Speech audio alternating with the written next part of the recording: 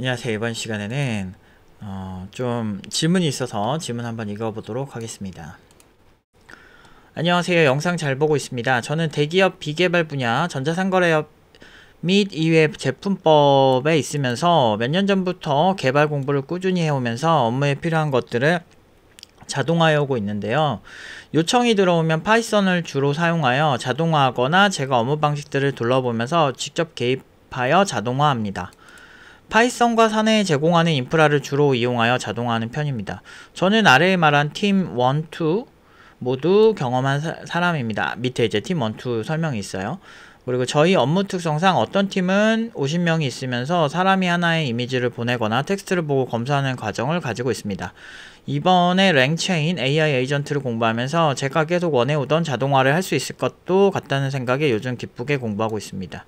제가 말하고 싶은 것은 엑셀 수식 썸도 잘 모르는 40대 이상 팀장급 인원들과 지금 이미지 텍스트를 보면서 우리 기준에 맞는지 검수하는 몇백 명의 인원들을 보면서 이번 연도가 에이전트라고 하던데 공부하면 할수록 저 사람들을 대체할 수 있겠다는 생각이 듭니다. 팀 1, 여기는 인원이 8명 정도 됩니다. 팀장급들은 PPT나 문서 보면서 폰트의 색깔이나 사이즈를 지적하거나 팀원이 쓴 글을 보고 문장력에 대한 부분을 지적하면서 기본이 안 되어 있다는 인신공격을 기본으로 달고 살고 있고 그 팀원들이 모여서 내는 결과물을 보면 정말 기가 찰 정도로 질이 낮습니다. 보통 팀 2에서 하는 일들에 대한 기준을 정하거나 그 업무를 다시 한번 보고 보고서를 작성함. 여기는 팀 2, 여기는 몇백 명이거나 그 이상의 인원을 거느리고 있으면서 어떤 이미지 텍스트들을 보고 우리 회사 기준에 적합한지 검사합니다. 예를 들면 어느 홈페이지에 갔는데 우리 회사 정보에 그것이 있냐 없냐, 어떤 이미지를 보았을 때 우리 회사 기준에 어긋나는 문구가 있냐 없냐 정도입니다.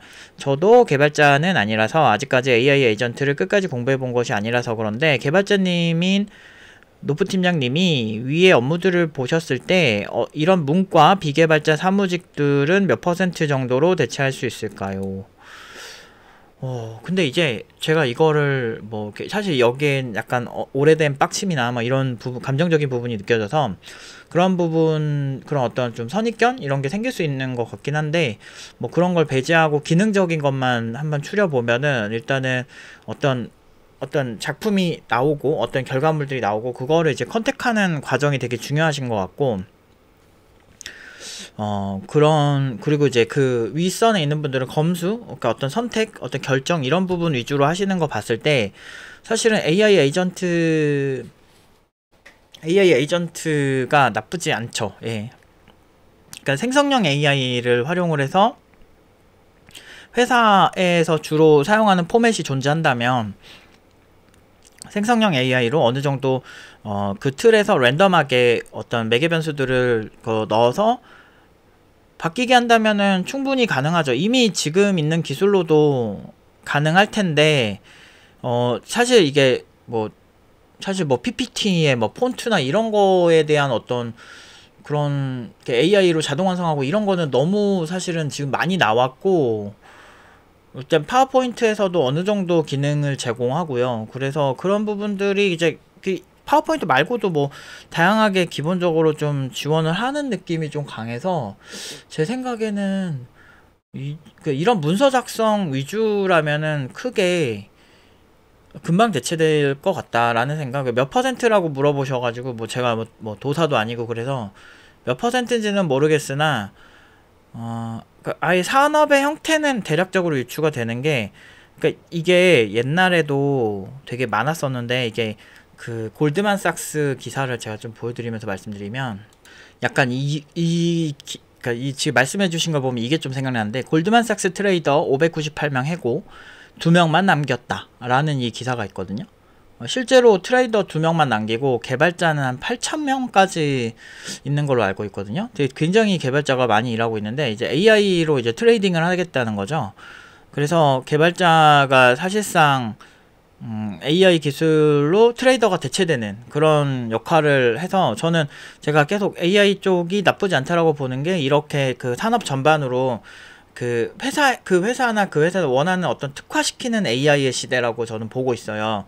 그래서 지금 우리가 AI 기술이 나오니까 아무것도 안 하겠다, 미래에 뭐 공부해봤자 아무 의미 없다, 이게 아니고, 지금 어떤 AI 개발자가 많이 필요한 것인가, 이렇게 저는 접근을 했거든요. 그렇게 했을 때 그 회사에 특화된 AI예요. 그래서 지금 말씀하신 대기업에서 일하시는 이 회사에서 필요한 그 업무들을 저런 식으로 대체를 했을 때, 사실은 진짜 크게 봤을 때 정말 거의 모두 해고될 수 있을 정도? 정말 그 일반적인 화이트 컬러라면, 우리가 지금 블루 컬러 같은 엔지니어들은 사실 오히려 골드만삭스가 700명 트레이더를 해고하고 8,000명의 개발자를 채용을 했잖아요.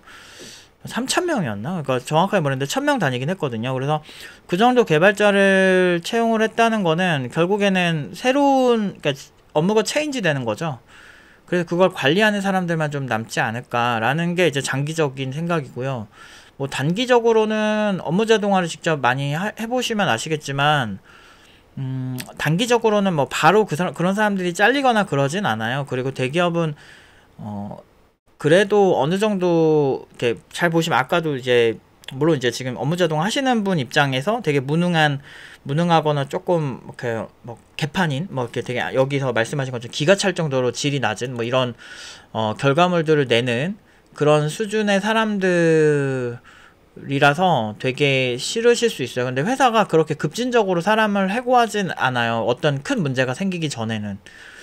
그래서 뭐 급하게 될 것 같진 않은데, 근데 이제 5년 단위로 본다면 5년 이후에는 좀 많이 해고가 되지 않을까라는 생각을 조심스럽게 해보긴 해요. 해고가 된다거나 아니면은 이분들이 다른 업무로 가시겠죠. 그리고 특히나 제가 예전부터 지적했던, 한국은 해고가 굉장히 어려운 나라고, 그게 이제 노조 문제 때문에 굉장히 이렇게 노조가 정의롭고 좋다고 생각하는 거는 사실은 너무 언더도그마에 빠진 거라고 제가 말씀을 드리잖아요.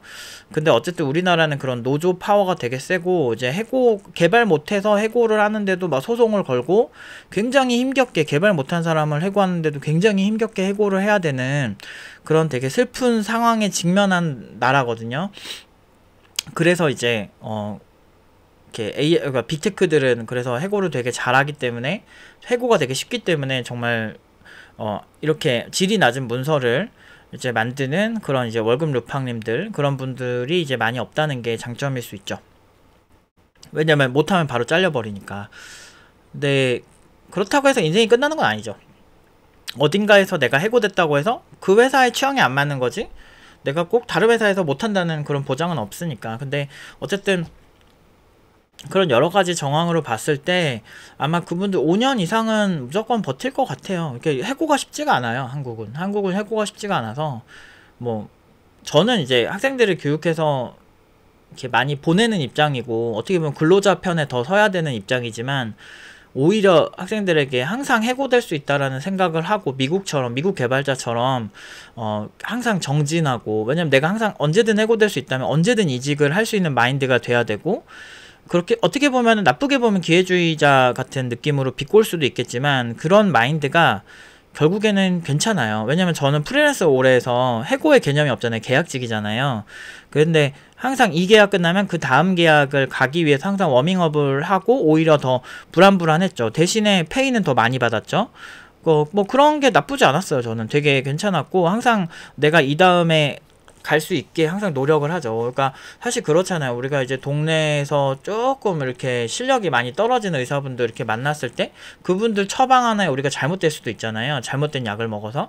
약국도 마찬가지고, 어떤 전문성이 있는 분야에서 실력이 없으면 도태되는 게 당연한 거예요. 근데 개발자는 전문적인 직업이고, 도태되어야만 우리가 약국이나 약사나 의사한테 피해를 안 보듯이 개발자도 그렇게 좀 정진을 해야 될 필요가 있다라고 생각을 하는 거죠. 그래서 업무 자동화를 이렇게 봤을 때, 사실 뭐 그 공부를 좀 많이 하시면 사실 웬만한 건 업무 자동화가 가능해요. 지금도 굳이 AI가 필요 없어도 어느 정도까지는 업무 자동화가 많이 필요하죠. 보통 이제 생성형 AI를 활용했을 때 뭐가 좋냐면, 이제 기존에 있는 데이터들을 재조합해서 어떤 새로운 창작물을 만들어내는 거랑, 그리고 내가 어떤 형태로 무언가를 만들어 주세요라고 이제 이렇게 텍스트로 썼을 때 그거를 인식을 되게 잘하는 거, 그런 부분들이 좋은 거지. 사실 그 어떤 구조를 만들어 줘야 된다만 인식이 돼서 알고리즘화돼서 그거를 랜덤하게 만들어야 된다라고 하면은,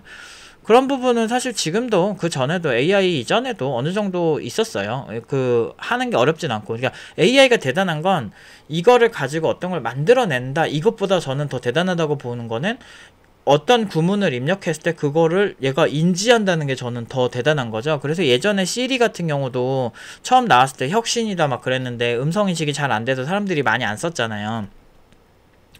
그만큼 이제 자연어를 인지시키는 게 되게 어렵거든요. 그래서 저는 그런 부분에서 챗GPT가 대단하다고 보는 거거든요. 그래서 아무튼 그런 부분에서 봤을 때 저는 그냥 장기적으로는 골드만삭스처럼 어느 정도는 대체될 것이다. 특히나 임금이 비싸잖아요. 부장급이나 이런 분들은 임금이 되게 비싸고 대기업에서 한 푼 두 푼 주는 게 아니기 때문에 대체가 될 거예요. 근데 이제 해고가 쉽지 않아서 막 사람들이 어떤 때는 막 그 해고 같은 거 막 했으면, 그니까 그 뭐지, 뭐라 그러지, 그니까 해고가 아니고 뭐라 그러지, 그 희망해고 막 이런 거 있잖아요. 그러니까 퇴직을 희망받는 것, 희망퇴직 이런 거 있잖아요. 그러니까 그런 형태로 유도되지 않는 이상은 바로 잘리긴 힘들죠. 근데 기술적으로 대체하는 거는 오히려 그 사람들을 잘라내는 것보다 훨씬 빠르긴 할 것 같아요. 오늘은 여기까지 말씀드리도록 하겠습니다.